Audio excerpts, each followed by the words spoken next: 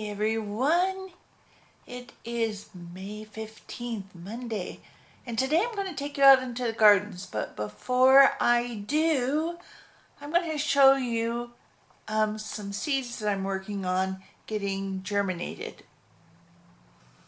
And I'm going to teach you a new word that maybe you know, maybe you don't, but it was new to me, so it's going to be new to some of you too.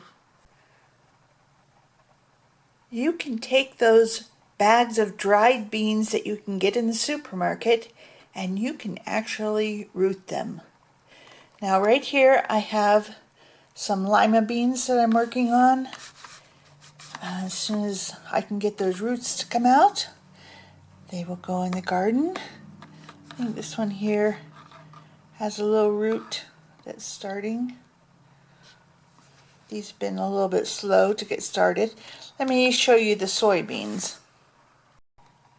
These are the soybeans, and as you can see, they have roots on them. Now this is the new word that I learned. This first root is called a radicle. I'll put the spelling up on the screen. So I've been keeping these in a moist paper towel for, I don't know, less than a week. And they are ready to just be planted directly into the garden.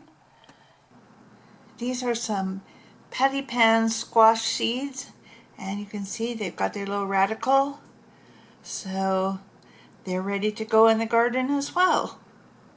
So what I did with these seeds when they're in their dry form is I soaked them overnight, and then, well, like for 24 hours I soaked them. Then I put them in a damp paper towel in a Ziploc bag and put them in a dark place. And it only takes a few days and those little radicals are coming out and ready to plant. So if you think you can't afford seeds, you can afford a $1 bag of beans that you buy at any grocery store, and you can root them and you can plant them, and they will bring out, they will give you a harvest. This first tree here is a citrus tree.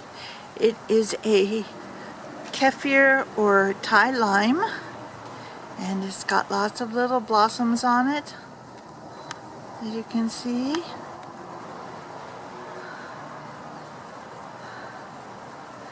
And I got it for my birthday last year, so it's not quite a year old that I've had it. Okay. This one down here is a dwarf thornless key Mexican lime.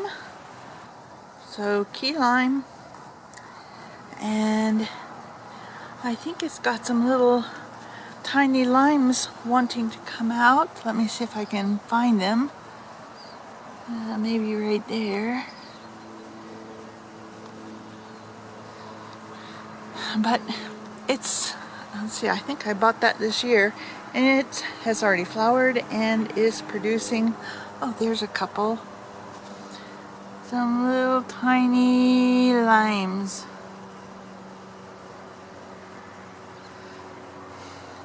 Okay, this one here is a guava pineapple, or pineapple guava, and I've bought that since I came here, but it hasn't bloomed yet, so maybe next year. Okay, this is the little fig tree that I have. It is a Little Miss Figgy Fig. It produced one fig last year. I didn't eat it. It was very small. This is a Meyer lemon. It came with the property, and it's got little lemons on it that are developing. Like, let's see, there's one right there in the middle of the frame. So there's that. Down here, I've planted 2 squash plants in this half barrel. The half barrel was left on the property. Okay, don't be critical of me. I know they probably need more room than that, but room is at a premium around here, so I do what I can. I think I've already got some little squashes starting, but oh yes, here, can you see that one down there? Let's see, there it is. Okay, let's go over here. Here we have our artichoke. There's actually another one. There's two of them. There's a little baby one back there. So that came with the property. Over here, this came with the property. It's a seafoam status, which I need to repot because I want to use that big pot for something else. Then right down here we have a lot of chard that has bolted, and bolted means that it's gone to flower and will go to seed, and so I really need to cut all that down, and it's just keeps coming up there anyway, so it's kind of perennial. Okay, and this little one right here, which hasn't bloomed yet, this is a lilac bush, but it's just a little baby. So maybe next year I'll get some blooms. And over here we have catnip. So because catnip is invasive, I just keep it in this one container. So this whole container can just be filled with catnip. Okay, moving back over to the trees. Here we have the peanut butter tree, which has been kind of struggling. I don't think it likes this climate that well, but we'll see how it does. And then down here is an Owari Satsuma. So that's kind of a type of orange. And it had some blossoms on it. It still has some. I don't really expect it to fruit though.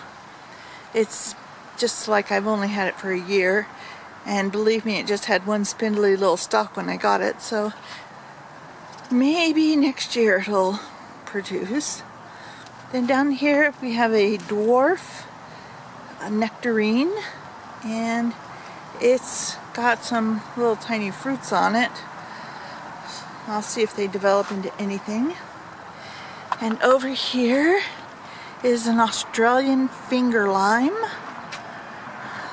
And last year I couldn't get any of the flowers to open. It only had like 2 or 3 buds. It was just like one spindly little thing. And this year there's buds all over.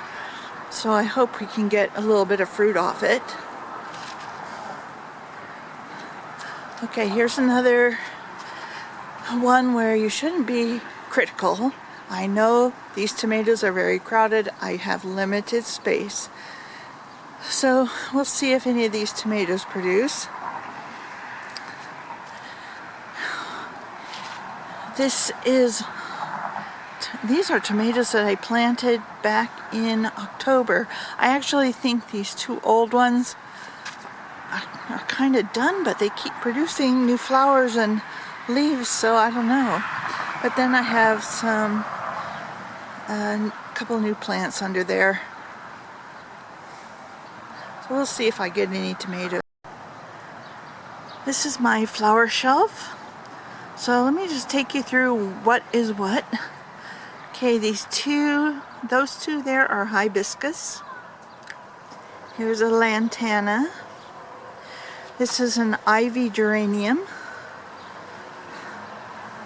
That green thing down there, I don't know what that is. That came with the property. Okay, that is kalanchoe. This is kalanchoe. That's kalanchoe. Those are some pansies. Then down here I have geraniums, just your common variety geraniums. And over here, these are Martha Washington geraniums. They're sort of done with their blooming. Okay, let me take you around here. Okay, this plant's not doing that well. It's a blackberry. Unfortunately, the pot got very infested with weeds, so I need to repot it. This is lavender. Then I have over here 2 blueberry plants, and I have one little blueberry that's ripe. It's right in the middle of the screen.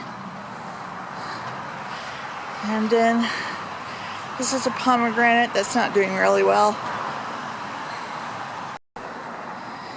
These are my herbs. We have cilantro at the top, and under that we have basil, then marjoram, and then thyme and chives. And chives, I know, can be very invasive, but that's okay. Let them invade. You can use them. And over here you can see there's 4 raised beds. This one that's in the middle of the screen right now, that one I still have to clean out. That plant that's there is a spinach plant that's bolted, so I need to just clear it out. And there's a little pepper plant down there that I put in. And over here are 2 more squash plants. And behind them I have, let me just move a little bit so you can see. Okay, those 6 plants are bush beans. And right here I have 20 fava beans planted. I know they're pretty close, but you know what? Space is limited. I got stuff to do.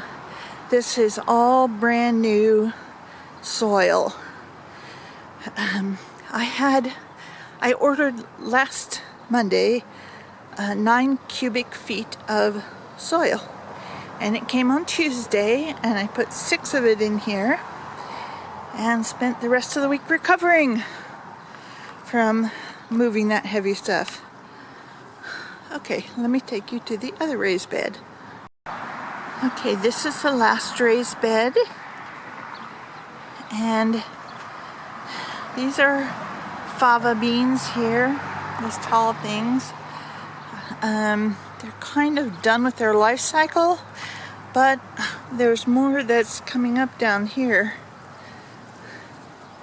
And there's still some seed pods on them, you can see. They have to get like so much bigger than that though.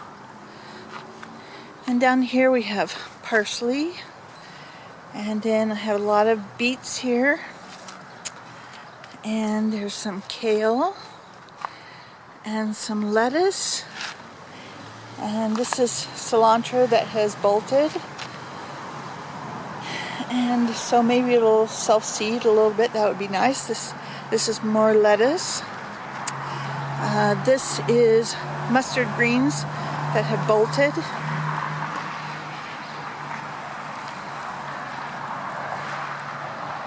And then under these mustard greens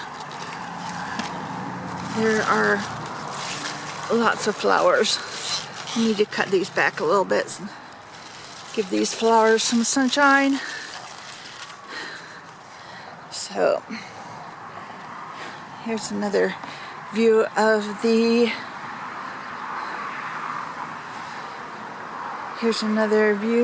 bush beans. I don't know that they need cages, but I put cages on there anyways because better safe than sorry. This avocado tree produced really well for us last year. Well, yeah, last fall. I probably got about 150 pounds of avocados off of it. This one right here, not doing so well. But there's another avocado tree behind it. Let's see what we got here. Ah, yes. But it's not producing. In fact, I just saw a branch that fell off, so I'll have to clear that up. And I've just noticed down there in the corner, there's some oleander. So, nothing about the oleander is good, except it's pretty, but all poisonous. Here's just another look at the gardens. You can see what we have growing, and that's all the space I have to really grow stuff. Except over here, this is probably 6 by 6 by 6. Now, I know the landlady wants to eventually put a persimmon tree there, but I told her, I said, look, as long as we don't have a persimmon tree, why don't we just use it for growing stuff? So I'll have to really get that weeded out, see if I feel that ambitious. But that could be a really nice bed for growing stuff. This is our pomegranate tree, which got a severe haircut earlier this year. In fact, I thought it's never going to spring back because it was just like down to the trunk. But there it is, springing back.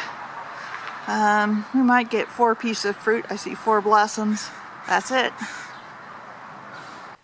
Well, I just wanted to have a close to the gardening video, and I wanted to tell you sort of what my gardening goals are for the next year.